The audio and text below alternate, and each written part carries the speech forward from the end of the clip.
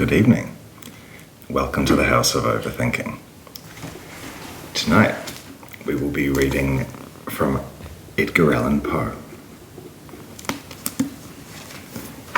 The Telltale Heart. True, nervous, very, very dreadfully nervous I had been, and am. But why will you say that I am mad?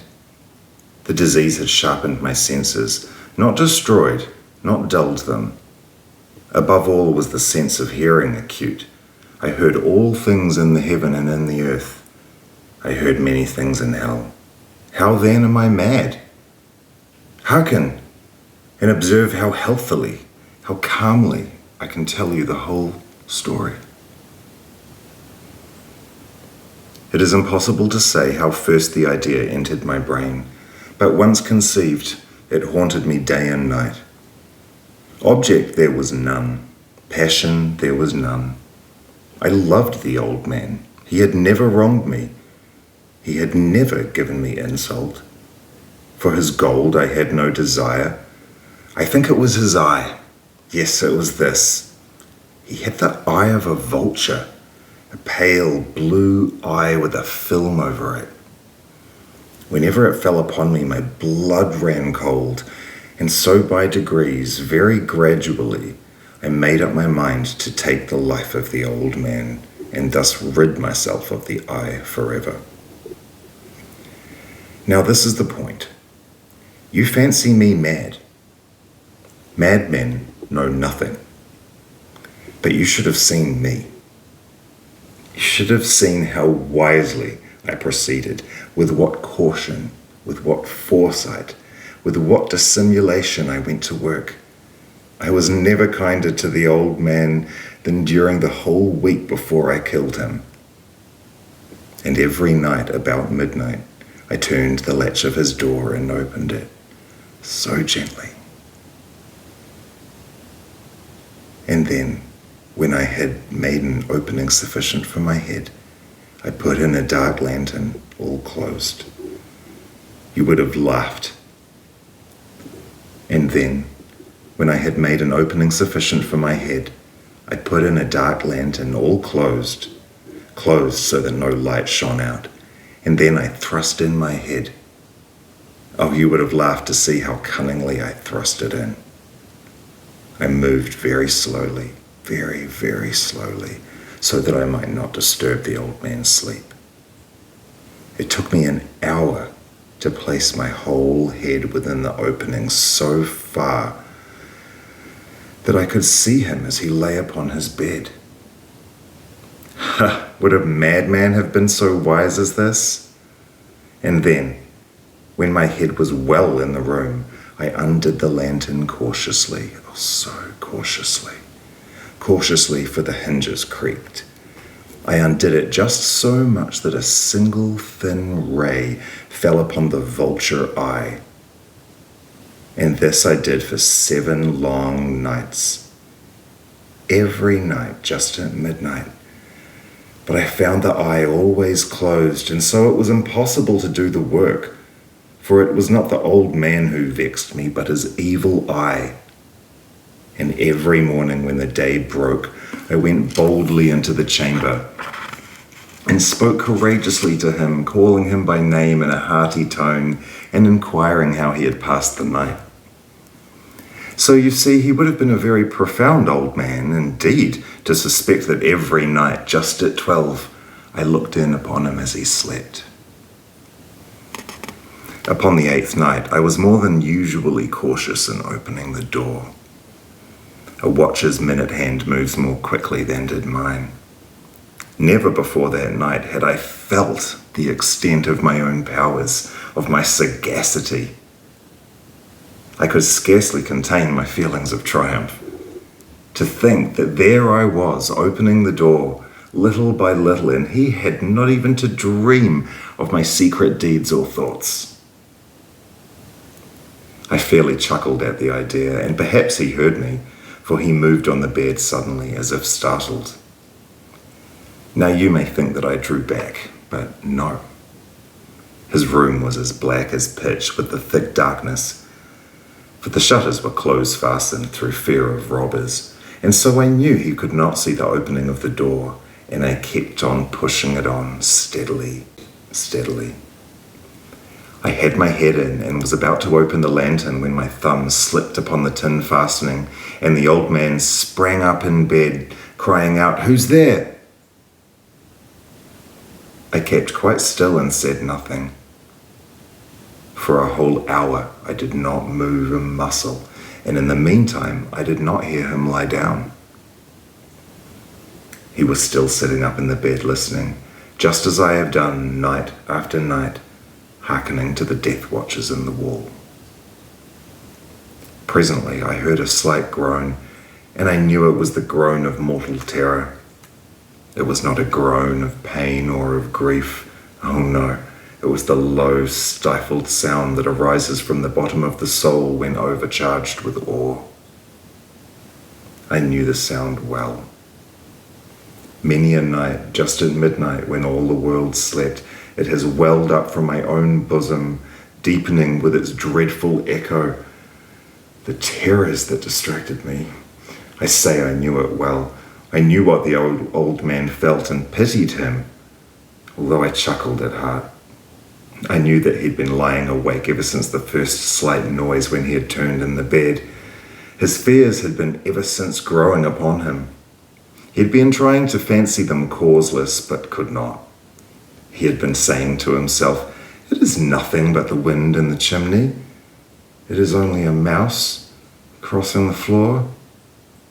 Or it's merely a cricket which has made only a single chirp." Yes, he had been trying to comfort himself with these suppositions, but he had found all in vain. All in vain. Because death, in approaching him, had stalked with his black shadow before him and enveloped the victim. And it was the mournful influence of the unperceived shadow that caused him to feel, although he neither saw nor heard, to feel the presence of my head within the room. When I had waited a long time, very patiently, without hearing him lie down, I resolved to open a very, very little crevice in the lantern. So I opened it. You cannot imagine how stealthily, until at length a single dim ray, like the thread of the spider, shot from out the crevice and fell full upon the vulture eye. It was open, wide open, and I grew furious as I gazed upon it. I saw it with perfect distinctness, all a dull blue with a hideous veil over it that chilled the very marrow in my bones. But I could see nothing else of the old man's face or person, for I had directed the ray as if by instinct precisely upon the damned spot. And have I not told you what you mistake for madness is but over-acuteness of the senses? Now I say there came to my ears a low, dull, quick sound, such as a watch makes when enveloped in cotton. I knew that sound well too. It was the beating of the old man's heart. It increased my fury as the beating of a drum stimulates the soldier into courage. But even yet I refrained and kept still. I scarcely breathed. I held the lantern motionless. I tried how steadily I could maintain the ray upon the eye. Meantime, the hellish tattoo of the heart increased. It grew quicker and quicker, and louder every instant. The old man's terror must have been extreme. It grew louder, I say, louder every moment. Do you mark me well? I have told you that I am nervous. So I am. And now the dead hour of the night, amid the dreadful silence of that old house, so strange a noise as this excited me to uncontrollable terror. Yet for some minutes longer I refrained and stood still, but the beating grew louder. I thought the heart must burst, and now a new anxiety seized me. The sound would be heard by a neighbor. The old man's hour had come. With a loud yell, I threw open the lantern and leaped into the room. He shrieked once only. In an instant, I dragged him to the floor and pulled the heavy bed over him. I then smiled gaily to find the deed so far done, but for many minutes the heart beat on with a muffled sound. This, however, did not vex me. It would not be heard through the wall. At length it ceased. The old man was dead. I removed the bed and examined the corpse. Yes, he was stone dead. I placed my hand upon the heart and held it there many minutes. There was no pulsation. He was stone dead. His eye would trouble me no more. If still you think me mad, you will think no longer when I describe the wise precautions I took for the concealment of the body.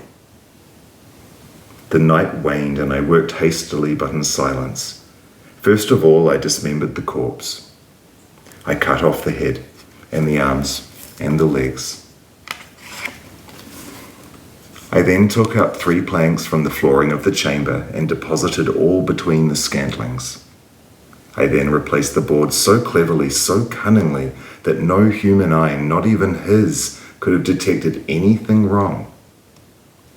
There was nothing to wash out, no stain of any kind, no blood spot whatsoever. I had been too wary for that. A tub had caught all. Ha! When I had made an end of these labours, it was 4 o'clock, still dark as midnight. As the bell sounded the hour, there came a knocking at the street door. I went down to open it with a light heart, for what had I now to fear? There entered 3 men. They introduced themselves with perfect suavity as officers of the police. A shriek had been heard by a neighbour during the night. Suspicion of foul play had been aroused, information had been lodged at the police office, and they, the officers, had been deputed to search the premises. I smiled, for what had I to fear? I bade the gentlemen welcome. The shriek, I said, was my own in a dream. The old man, I mentioned, was absent in the country. I took my visitors all over the house. I bade them search well. I led them at length to his chamber. I showed them his treasures, secure and undisturbed. In the enthusiasm of my confidence, I brought chairs into the room and desired them here to rest from their fatigues, while I myself, in the wild audacity of my perfect triumph, placed my own seat upon the very spot beneath which reposed the corpse of the victim. The officers were satisfied. My manner had convinced them. I was singularly at ease. They sat, and while I answered cheerily, they chatted of familiar things, but ere long I felt myself getting pale and wished them gone. My head ached, and I fancied a ringing in my ears, but still they sat and still chatted. The ringing became more distinct. It continued and became more distinct.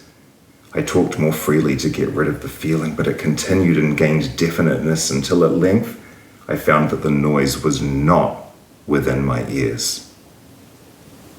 No doubt I grew now very pale, but I talked more fluently and with a heightened voice, yet the sound increased, and what could I do? It was a low, dull, quick sound, much such a sound as a watch makes when enveloped in cotton. I gasped for breath, and yet the officers heard it not. I talked more quickly, more vehemently, but the noise steadily increased.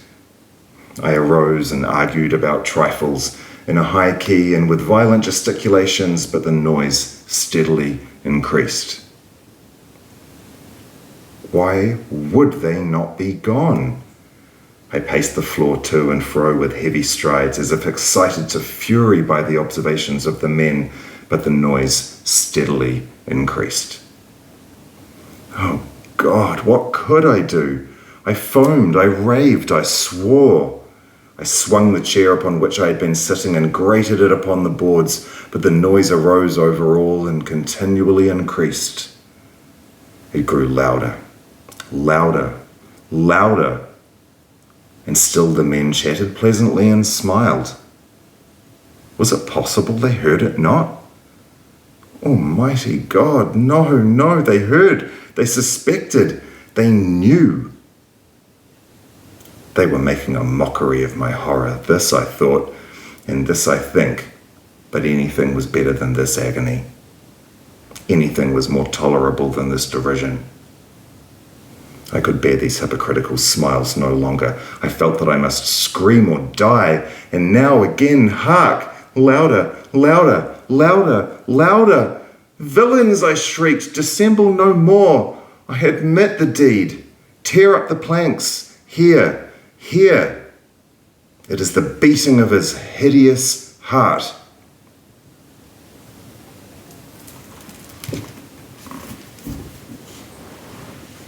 Sweet dreams.